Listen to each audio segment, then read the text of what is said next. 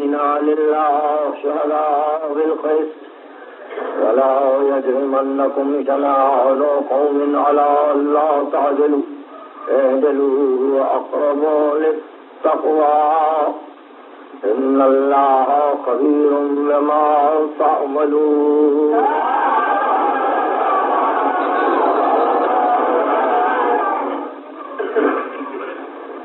یہ اس سلسلے کی دوسری تقریر ہے. اور کل جو کچھ عرض کیا گیا تھا اس سے گفتگو کو مسلسل کرتے ہوئے سب سے پہلے حل مشکلات مولا کائنات کا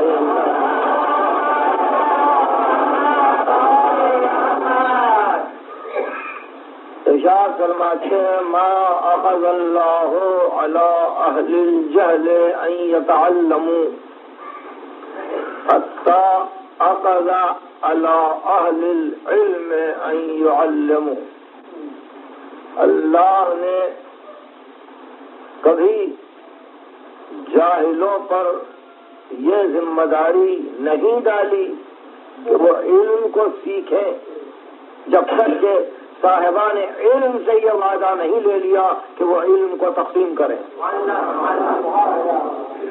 اللہ نے جاہلوں پر کبھی یہ ذمہ داری نہیں ڈالی کہ وہ علم کو حاصل کریں جب تک کہ صاحبان علم سے یہ وعدہ نہیں لے لیا کہ وہ تعلیم دیں، علم عطا کریں. یہی وہ علم ہے کہ اگر عوام سے لیا جائے تو عوام کے بگڑ جانے پر یا ان کی ناراضی پر یہ علم اپنی بنیادوں کو کھو دیتا ہے اور متزلزل ہو جاتا ہے. اور اگر یہی علم صاحبان علم سے لیا جائے، راسخون فی العلم سے لیا جائے، تو چونکہ ان کی مرضی باری ہوتی ہے اور وہ گفتگو نہیں کرتے جب تک کہ منشاء الہی نہ ہو، تو وہ علم جو ان سے حاصل ہوتا ہے وہ حقیقت بن جاتا ہے.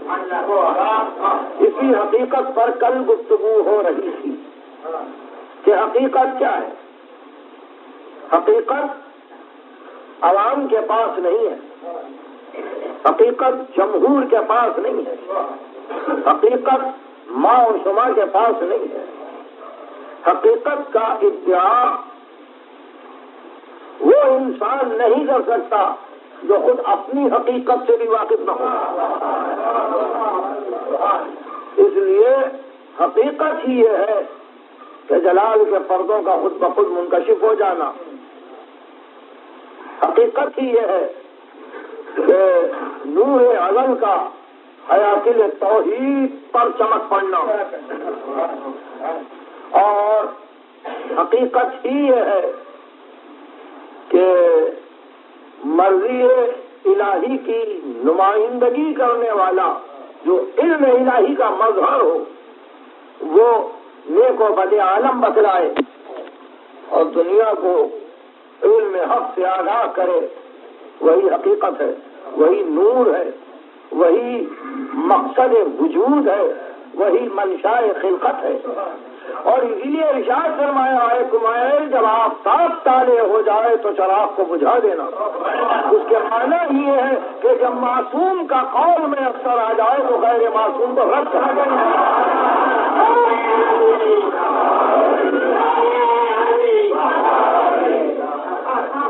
سراج وقت طلع الشمس، اے کمائل چراغ کو بجھا دو جب آفتاب نکل آئے. اور یہی حقیقت ہے.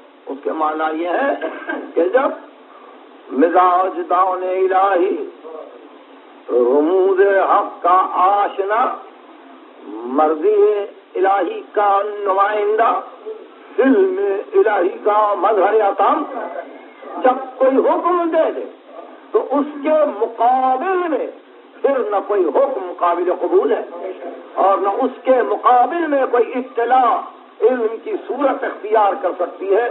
شاید یہ کسی اور موقع پر کہا گیا تھا اسی محرم میں کہ کائنات کا ہر ذرہ ایک مرتبہ علم رکھتا ہے، کائنات کا ہر ذرہ ایک مرتبہ علم رکھتا ہے، ساری کائنات مراتب علمی کا نام ہے۔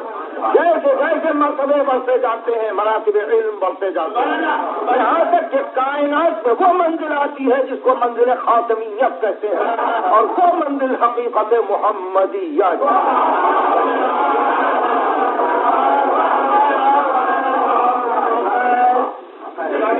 تو وہ اعلیٰ ترین مراتب علم پر فائز ہے مرضی معبود سے، اس کو اپنے علم کا مظہر اتم بنایا ہے۔ فقط یہی نہیں، قرآن نے تصدیق کر دی وَعَلَّمَكَ مَا لَمْ تَكُنْ تَعْلَمْ، تجھے علم دیا جو تجھے حاصل نہ تھا۔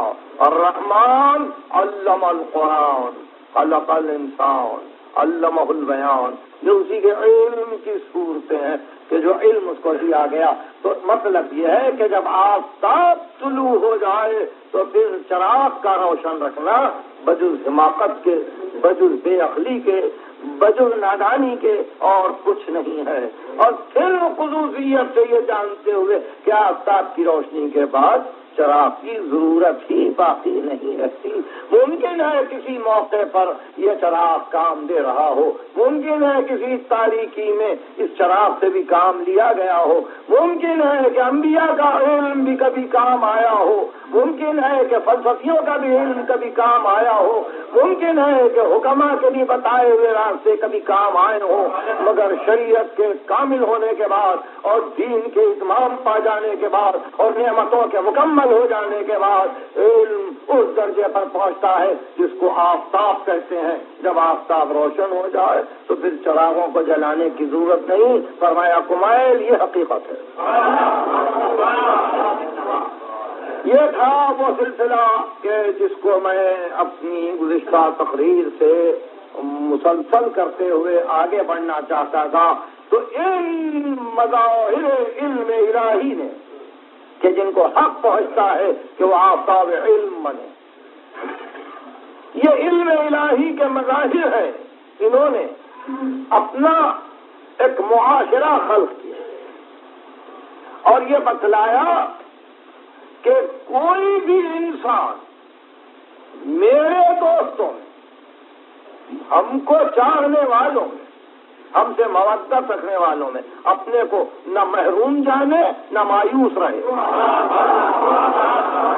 نہ محروم جانے نہ مایوس رہے، بقدر ضرف علم دے دیں گے۔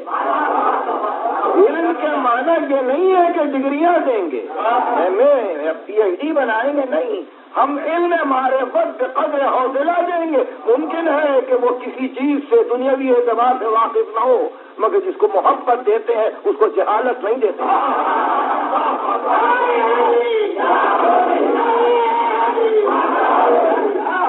یہی وجہ ہے کہ مجلسوں نے علم تقسیم کیا، یہی وجہ ہے کہ ممبر سے علم ملا، یہی وجہ ہے کہ مجلسوں کی شرکت کا یہ ثواب قرار پایا، یہی وجہ ہے کہ آنے والے کچھ لے کے جاتے ہیں، خالی ہاتھ نہیں جاتے۔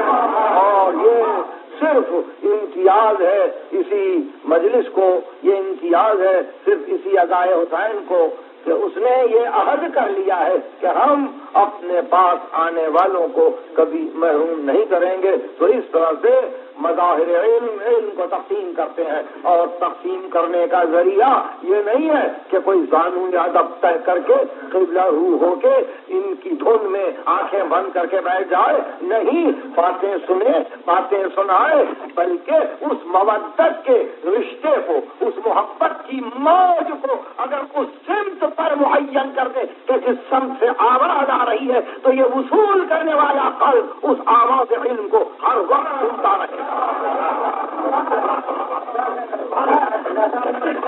تو ایسے معاشرے کو تیار کیا اپنی محبت کا واسطہ دے کر، اپنی محبت کو وسیلہ بنا کر کہ جس سے علم تقسیم ہو۔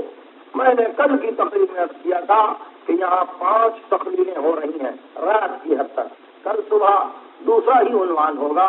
کل صبح کی مجلس اس کا بھی اعلان ہوا ہے جو یقیناً ریلے نہیں ہوگی، لیکن عنوان اس کا کچھ اور معین کریں گے. مگر رات کی مجلسیں تو مسلسل جا رہی ہیں، اس لیے میں نے عرض کیا تھا کہ ہم ان تقریروں میں اس معاشرے سے 5 ہستیوں کا انتخاب کریں گے اور 5 افراد سے گفتگو کریں گے. چنانچہ کل کمیل سے گفتگو ہو چکی اور عرض کیا جا چکا کہ یہ وہ بزرگ ہے کہ جس نے علوم کے دریا بہا دیے اور باب مدینہ علم سے علم کو حاصل کر کے ہم تک پہنچانے کی کوشش کی. ہم کمیل سے بھی قریب ہیں، کمیل کے مولا سے بھی قریب ہیں. دوسری ہستی جس کا ذکر آج لازم ہے اسی سلسلے میں تقسیم علم کے، وہ عمار یاسر ہیں.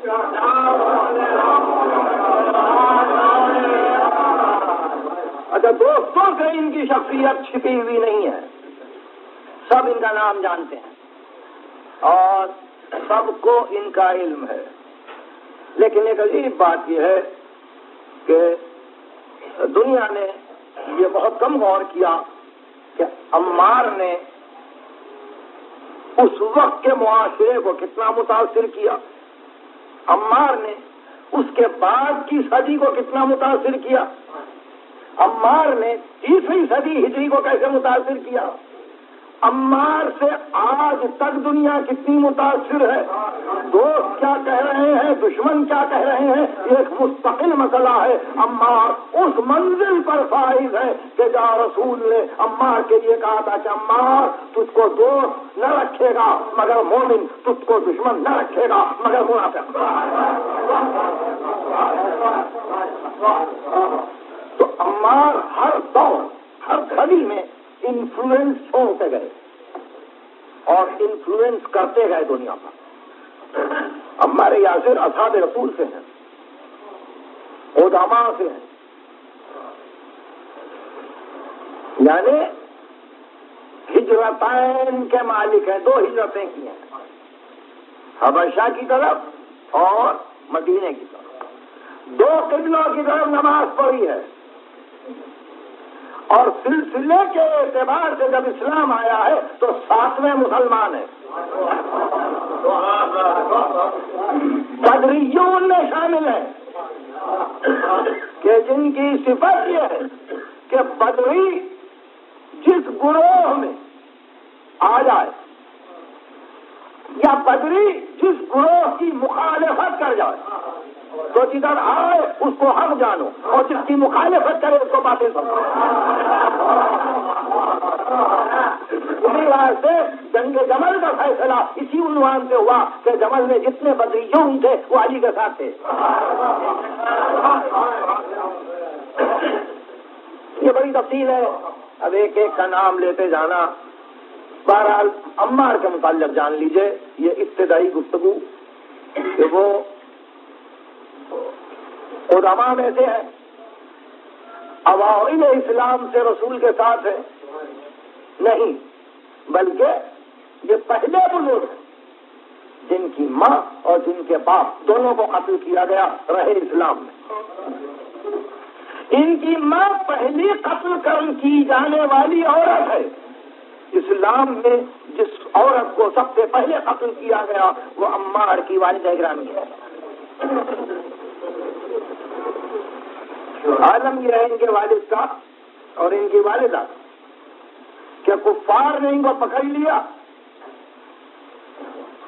اور رب کی گرمی قیامت دھوپ میں لٹایا ریتی پر، گرم گرم پتھر ان کے جسم پر باندھ دیے اور ان سے خواہش کی جا رہی ہے کہ رسول کو برا کہو.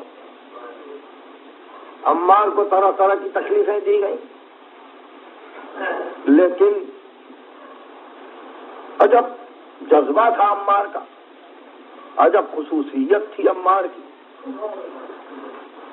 کہ انہوں نے فقط یہی نہیں کیا کہ عہد کیا تھا کہ رسول کا ساتھ دیں، بلکہ یہ بھی کیا کہ عہد کیا تھا کہ رسول کی آل کا ساتھ دیں گے، رسول کے اہل کا ساتھ دیں گے، رسول جس کا ساتھ دے رہا ہے اس کا ساتھ دیں گے اور آخر تک اپنی بات پر اڑے رہے۔ عمار کے متعلق ایک عجیب بات یہ بھی ہے کہ ان کو شروع ہی سے یہ عادت رہی کہ جب کبھی کسی امر کو حق پاتے تو پھر اس کو چھپاتے نہیں، گلی کوچا راستہ دکان کھڑے ہوئے ہیں اور پکار پکار کے گفتگو کر رہے ہیں۔ لوگوں نے شکایت کی کہ عمار ممکن ہے تم حق سمجھتے ہو، ہم تمہاری عزت کرتے ہیں، مگر یہ کاہے کو کہ ہماری دل آزاری ہوتی ہے ان جملوں سے۔ تو فرماتے تھے کہ اگر حق ہے اس کے لیے کہ تمہاری دل آزاری ہو تو میں تو حق کو چھوڑ نہیں سکتا، میں تم کو چھوڑ سکتا ہوں، حق کو نہیں چھوڑ سکتا،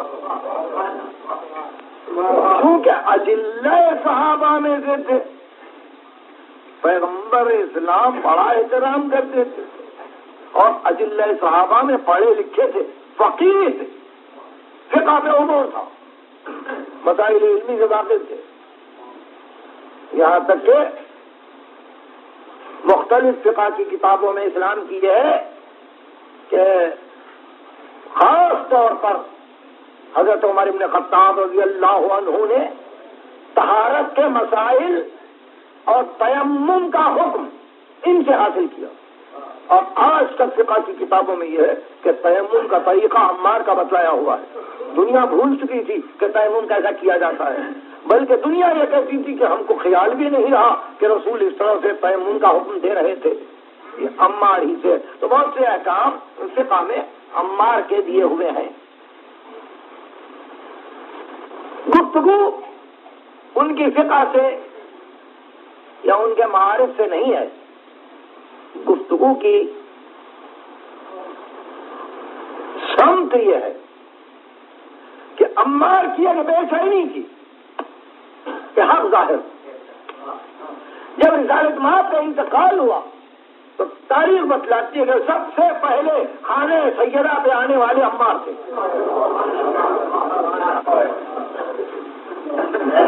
اور اس کو سارے علماء اسلام نے لکھا کہ عمار رہے، اور عمار کی وجہ سے اور بھی لوگ آئے، لوگوں نے دھمکایا کہ گھر خالی کر دو، چھوڑ دو، ورنہ نقصان اٹھا لو گے، مگر عمار نے کہا کہ نہیں، ہم اس گھر کو تو چھوڑ نہیں سکتے، ہم اس گھر کو نہیں چھوڑ سکتے، جلا دیا جائے یہ گھر،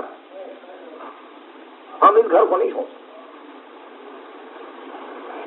تو ان ساتھیوں میں ہے عمار، جتنے غزوات میں رسول گئے ان سب میں عمار گئے، اور بعد رسول جتنی لڑائیاں امیر المومنین کی ہیں سوائے جنگ نہروان کے جو 37 ہجری کے بعد کی، عمار جنگ خوارج میں شریک نہ ہو سکے، 37 ہجری میں ماہ مبارک ربیع الاول انہوں نے جام شہادت نوش کیا صفین کے میدان۔ عمار یاسر زندگی کا طریقہ یہ تھا کہ جب امیر المومنین کے فضائل بیان کرتے کھڑے ہو کر تو کوئی ان کی تردید نہ کر سکتا، اس لیے کہ ایسی تیز گواہیاں دیتے کہ تم بھی تو تھے، تم بھی تو تھے، تم بھی تو تھے، اب یہ سننے والے پریشان ہو جاتے کہ میں بھی مبتلا ہو رہا ہوں ان کی گواہی پر، اس لیے لوگ عموماً ان کے بیان کیے ہوئے فضائل کو رد نہ کر سکتے تھے۔ اور ایک عجیب بات یہ ہوئی اس سلسلے میں کہ ایک نیا فتنہ کھڑا کیا گیا اسلام میں، اور اس پہ بہت سی کتابیں لکھی گئیں کہ ایک شخص کوئی یہودی تھا، یمن سے آیا یا سبا سے آیا، اور اس نے آ کے یہ تبلیغ شروع کر دی کہ علی حق پر ہے، علی وسیع رسول ہیں، علی جانشین ہیں. یہ تبلیغ شروع کر دی کہ فاطمہ زہرا حق پہ ہے. یہ تبلیغ شروع کر دی کہ زکوٰۃ نہ دو، حکومت کا تعاون نہ کرو. چنانچہ اس یہودی نے جو بظاہر مسلمان ہو چکا تھا، اس نے مسلمانوں میں اختلاف و انتشار پیدا کر دیا. اس یہودی کا تذکرہ کہ اس نے انتشار پیدا کیا، اور یہی انتشار حضرت عثمان کے قتل کا باعث ہوا، یہ تذکرہ نہ صحابہ کرام میں سے کسی نے کیا، نہ 40 ہجری کے پہلے جبکہ یہ یہودی آیا تھا مدینہ کسی ایک راوی نے اس کا ذکر کیا. یہ وہ یہودی ہے جس کو عبداللہ ابن سبا کے نام سے یاد کرتے ہیں، اور عبداللہ ابن سبا کے متعلق کہتے ہیں کہ پہلے یہودی تھا، مسلمان ہوا، اس نے انتشار وفا کیا، یہاں تک کہ حضرت خلیفہ سوم قتل کر دیے گئے، اور مسلمانوں کی ایک جماعت یہ طے کرتے ہوئے چلی کہ اب ہم علی کے حق کا اعلان کریں گے. یہ سب عبداللہ ابن سبا کا کارنامہ ہے. چنانچہ آج بھی جب ذرا طبیعتیں تیز ہوتی ہیں تو دوستوں کو کہتے ہیں یہ سبائی فرقہ ہے. تو یہ عبداللہ ابن سبا تاریخ میں، حدیث میں، روایت میں اس کا ایک عجیب و غریب مقام. کسی جلیل القدر صحابی نے اس کا نام نہیں لیا، کسی راوی نے اس کا تذکرہ نہیں کیا، کسی تابعین میں سے کسی نے اس کا تذکرہ نہیں کیا. تابعین کے معنی آپ سمجھتے ہیں، یعنی وہ جس نے کسی صحابی کو دیکھا ہو اس کو تابعی کہتے ہیں. صحابی وہ جس نے رسول کو دیکھا ہو. تو دور صحابہ میں سے کسی نے عبداللہ ابن سبا کا تذکرہ نہیں کیا، دور تابعین میں کسی نے تذکرہ نہیں کیا. اور ایک انسان سیف ابن عمر نامی جس کی وفات 170 ہجری میں ہوتی ہے، وہ پہلی مرتبہ تذکرہ کرتا ہے کہ عبداللہ ابن سبا ایک شخص تھا جس نے مدینے میں بغاوت پیدا کرنے کی کوشش کی. یہ پہلا راوی ہے. یہ نہیں لکھتا کہ میں نے کس سے لیا، میں نے کس سے سنا، میں نے کس کے روایت کو لیا ہے، کس سے لیا ہے، کچھ نہیں. یہ پہلی مرتبہ لکھتا ہے سیف ابن عمر جس کی وفات ہے جیسا کہ ابھی اب کیا 170 ہجری میں. وہ درمیان سے ایک قصے کو شروع کرتا ہے کہ علی کا حق بتلانے کے لیے عبداللہ ابن سبا آیا، اور 170 کے بعد پھر اس روایت کو کسی نے نقل نہیں کیا، یہاں تک کہ 310 ہجری پہ طبری نے اس کو نقل کیا. طبری نے اس کو نقل کیا، اور اس کے بعد 500 ہجری کے بعد ابن عساکر نے نقل کیا، اور اس کے بعد سے آج تک فقط طبری اور ابن عساکر کے حوالے سے پورے مسلمان لکھنے والے اس روایت کو لکھتے رہے کہ ابن سبا نے مسلمانوں کو بڑا پریشان کیا. عجیب بات یہ ہے کہ جلیل القدر صحابہ موجود ہیں، بدریون موجود ہیں، احد والے موجود ہیں، خیبر والے موجود ہیں، خندق والے موجود ہیں. کہ یہ نہیں سمجھ رہے تھے کہ ایک یہودی یہ پریشانی مبتلا کر رہا ہے؟ کہ ان کو نہیں تھا کہ ایک یہودی جو مسلمان ہوا ہے وہ ملت کو پریشان کر رہا ہے؟ نہ وہ رد عمل کرتے ہیں، نہ وہ عبداللہ ابن سبا کا تذکرہ کرتے ہیں، نہ وہ کوئی اور گفتگو کرتے ہیں.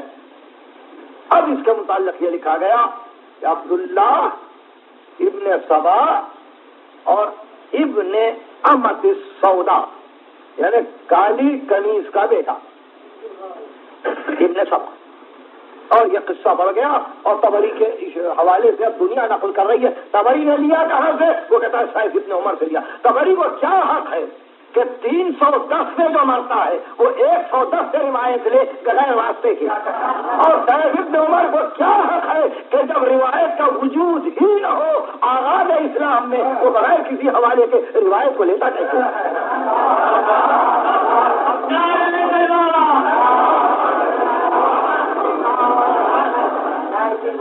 اس طرح سے یہ روایت تابعین تک تو آئی، تابعین تک بھی نہ جا سکی. صحابہ کا کیا ذکر ہے؟ تو اب اسی پر انگریزوں نے گفتگو کی، اسی پر مستشرقین نے کتابیں لکھی، اسی پر ڈونالڈسن نے مذہب شیعہ پہ گفتگو کرتے ہوئے کہا کہ اس کا آغاز عبداللہ ابن سبا کا ہے۔ اب کہیں سے بھی کوئی کتاب چھپے تو یہ لکھ دیا جائے گا کہ اس فرقے کا بڑا گہرا تعلق عبداللہ ابن سبا سے ہے، اور حقیقت کیا تھی؟ حقیقت صرف اتنی تھی کہ یہ کالے کنیز یہ سمیہ تھی، عمار یاسر کی والدہ۔ عمار کا نام جلیل القدر صحابہ لیتے ہوئے جاتے تھے کہ عمار نے یہ کیا، اس طرح سے چونکہ عمار بھی آئے تھے سبا سے اور یمن سے، اس لیے ان کے لیے ایک نام عام کر دیا گیا، عبداللہ عبداللہ عبداللہ۔ ایک بندہ خدا ہے جو سبا سے آیا ہے، جو مدینے جاتا ہے، کوفے جاتا ہے، شام جاتا ہے، یمن جاتا ہے، مصر جاتا ہے، گھومتا جاتا ہے اور کہتا ہے کہ آل محمد حق رکھتے ہیں۔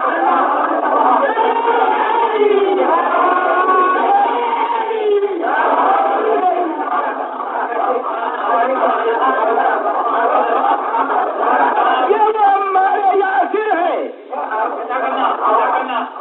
کہ جس کو جلیل القدر صحابہ نام لے کے تو برا نہ کہہ سکے،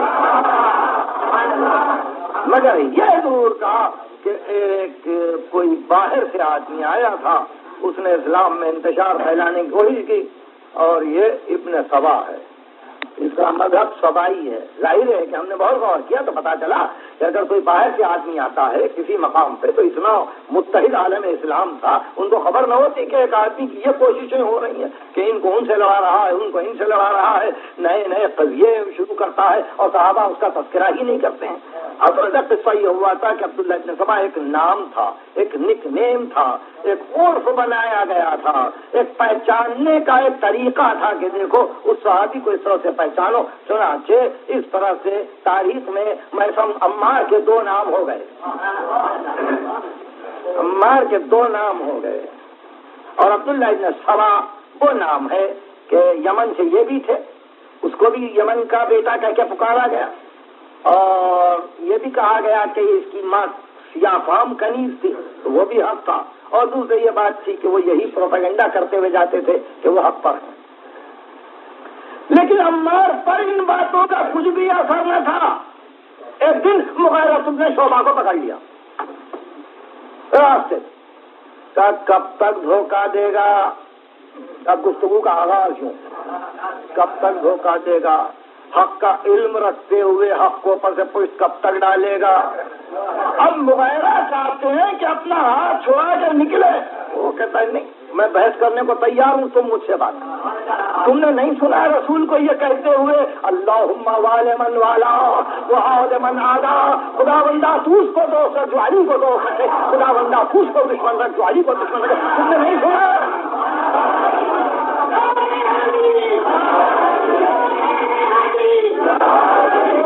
ایسے میں امیر المومنین ادھر آ گئے، کہا یا عمار، یہ نہج البلاغہ ہے، یا عمار داہو، عمار اس کو چھوڑ، اب اس کو چھوڑ، عمار اس کو چھوڑ دے، اس لیے فَإِنَّهُ لَمْ يَأْخُذْ مِنَ الدِّينِ مَا لَا يَقَرَّبُهُ مِنَ الدُّنْيَا، اس لیے کہ یہ دین سے اتنا ہی لینا چاہتا ہے جتنا دین اس کی دنیا بنانے کے لیے کافی ہے۔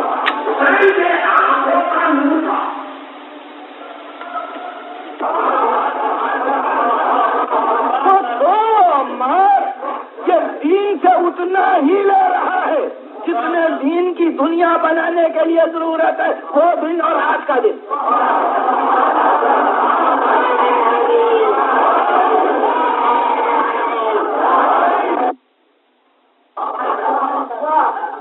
اس کو دیکھو اسلام کی باتیں ہیں، مگر کس حد تک ہے؟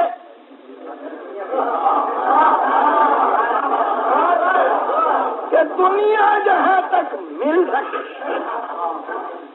لم یاخذ من الدین، دین سے یہ نہیں لے گا الا مگر جہاں تک کہ اس کو دین سے دنیا مل سکے، چاہتا ہے۔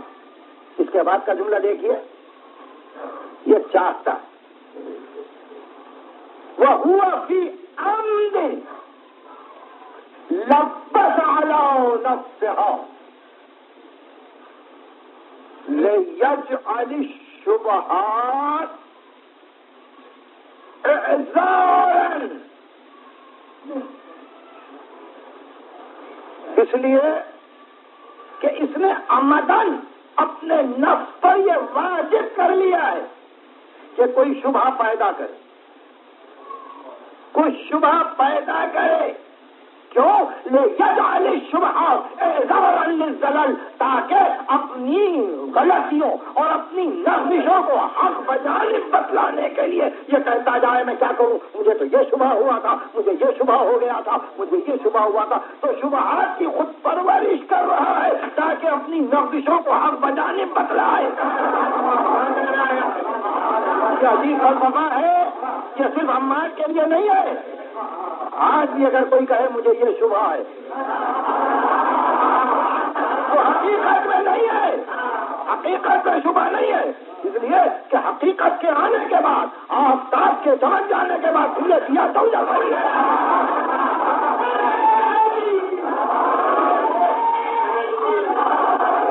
یہی بات تھی نا، جب آفتاب تالے ہو جائے تو چراغ نہ جلاؤ. معصوم کا حکم آ جانے کے بعد شبہ جیسا شبہ پیدا کیا جاتا ہے فقط اس لیے کہ اپنی جو لغزشیں ہیں نفسی، یا قدم قدم پہ ٹھوکر کھا رہا ہے اور چاہتا ہے کہ دنیا کمانے کے لیے یہ ٹھوکریں کھائے، تو اس کو حق بجانب پیدا کر بنانے کے لیے یہ کہتا مجھے تو یہ شبہ تھا. فرماتے اس کو چھوڑو، یہ تو عمدن شبہات کو پیدا کر رہا ہے تاکہ اپنی لغزشوں کی پردہ پوشی کرے. یہ مقام عمار. عمار جس کسی کا ہاتھ تھام لیتے ہیں، صفین کے میدان میں امریاض کو پکڑ لیا. صفین کے میدان میں امریاض کو امریاض ادھر، تب تم نے بھی تو رسول کو دیکھا ہے، کہا جا، اور تمہارے امیر نے بھی دیکھا ہے، اور تمہارے بیٹے نے بھی روایت کا حفظ کیا ہے. عبداللہ نے کہا اور تمہارے لشکر میں وہ جو کھڑے ہوئے ہیں ان کو بھی حدیث معلوم ہے، ذرا بلاؤ. وہ بھی آ گئے. ایک بار پکار کے کہا تم سب کو معلوم ہے، تم نے رسول سے سنا کہ یا عمار تقتلک فئۃ باغیہ، کہ تجھ کو قتل کرے گا ایک بغاوت کرنے والا فرقہ. تم نے سنا؟ کہاں سنا؟ ہاں سنا کہ آپ جاؤ تم سے کام نہیں. اور اس روایت سے متعلق اتنا کروں کہ صحیح مسلم کو جمع کرتے ہوئے پہلا باب انہوں نے قائم کیا کہ رسول پر جھوٹ بولنے والا جہنم میں جائے گا. صحیح مسلم کا پہلا باب. دوسرا باب صحیح مسلم کا کتاب العلم. اس بات کی یہ دوسری حدیث ہے. علم عنوان قائم کیا کہ رسول کا علم غیب سے کتنا تھا، رسول کا علم غیب پر کتنا تھا، رسول کو علم غیب کتنا تھا. اس میں دوسری حدیث صاحب صحیح مسلم نے لکھی کہ پیغمبر نے یہ ارشاد فرمایا کہ عمار تجھ کو نہیں قتل کرے گا مگر بغاوت کرنے والا فرقہ. یہ رسول کے علم غیب کی شہادت میں صاحب صحیح مسلم نے کہا. کتاب العلم کی دوسری حدیث ہے. اور اس کے بعد ایک مرتبہ آواز دی دونوں لشکروں کے درمیان کھڑے ہو کر، دونوں لشکروں کے درمیان کھڑے ہو کر آواز کہ جہاں تک عمار کی آواز جان رہی ہے وہ سن لے. سرداروں نے لشکر دونوں ہمت پند گوشت، اس لیے کہ عمار بڑے جلیل القدر بزرگ. عید ہوئی ہے عمار کی شہادت کے بعد لشکر شام میں، اس میں جلیل القدر. مشہور بات تھی کہ علی کے دو بازو ہیں، مشہور بات تھی علی کے دو بازو ہیں، ایک عمار ایک مالک اشتر. تو لشکر نے پکار کے کہا سنو، میں ہوں عمار یاسر کا بیٹا جس کی پہلی قربانی اسلام میں مشہور ہے. اور جس کی ماں کو محبت رسول کے سلسلے میں قتل کیا گیا، میں اللہ اس کے رسول کو گواہ کر کے کہتا ہوں کہ ہم رسول کی زندگی میں اس علم کے ساتھ، جس علم کے نیچے میں کھڑا ہوا ہوں، ان علم والوں کے ساتھ لڑتے رہے تنزیل قرآن پر، اور آج کسی علم کے نیچے کھڑے ہو کر میں اس پرچم کے نیچے رہنے والوں سے لڑ رہا ہوں، تعریف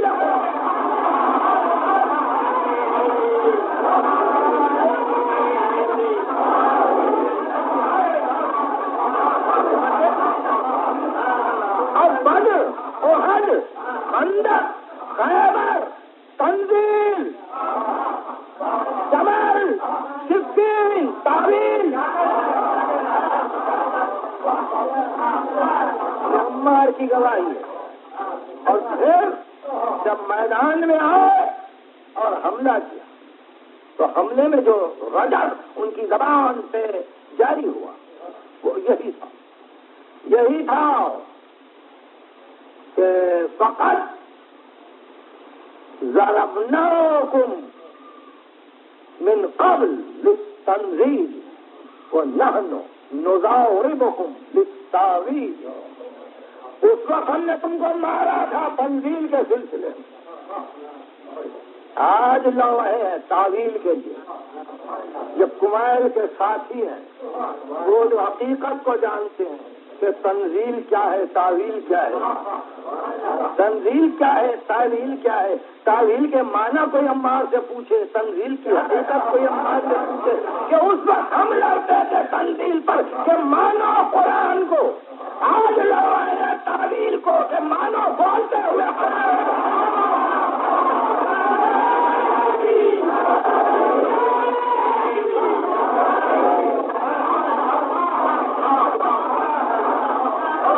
گفتگو تھی قرآن ثابت پر، اب گفتگو ہے قرآن ناطق۔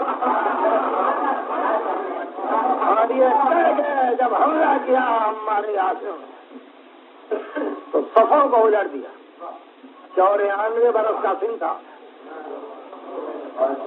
94 برس کا سن تھا، جس طرف جاتے تھے علی پکار کے کہتے تھے ارے کوئی ساتھ جائے مار کے، اکیلے دھنسے جا رہے ہیں لشکر۔ اور پھر یہ صلاحیت خاص تھی کہ دونوں ہاتھوں سے تلوار چلاتے، دونوں ہاتھوں سے تلوار چلائی، لڑتے لڑتے گرے، جو ہی گرے غلام نے ایک جام دیا اور اس جام میں دودھ میں ملا ہوا پانی تھا۔ دیکھتے ہی کہا ہاں سب ہے، میرے رسول نے کہا تھا آخری غذا دودھ میں ملا ہوا پانی ہوتا، مرتے دم تک تصدیق ہے، مرتے دم تک تصدیق ہے۔ ہاں میں سمجھ گیا، میرے رسول نے سب کہا تھا آخری غذا یہ دودھ میں ملا ہوا پانی۔ ارے کوئی میرے مولا کو سلام پہنچا دے، دور گرے لڑتے لڑتے علی ادھر سے تیز چلے، یہ قاتل نے سر کاٹ لیا، پہنچے تو امیر المومنین گر پڑے عمار کیا،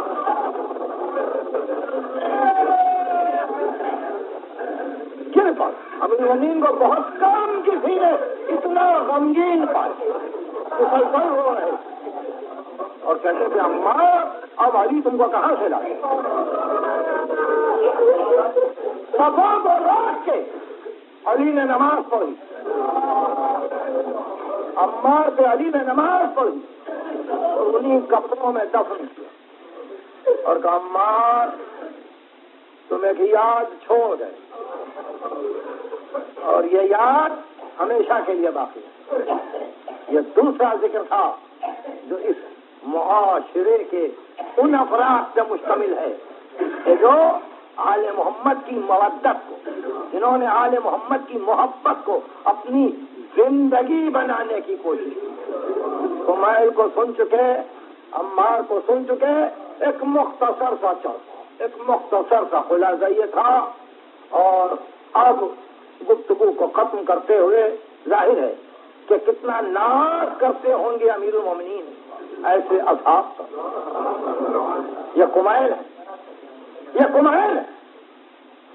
عمار ہے, یہ مالک اشتر ہے, یہ مقداد ہے, یہ بوزر ہے. کتنا ناز ہوگا, مگر سارے اس ناز کو مظلوم امام نے کربلا یہ کہہ کے اس منزل کو فکر کی ختم کیا کہ بابا آپ کو وہ ساتھی نہیں ملے جو مجھے ملے.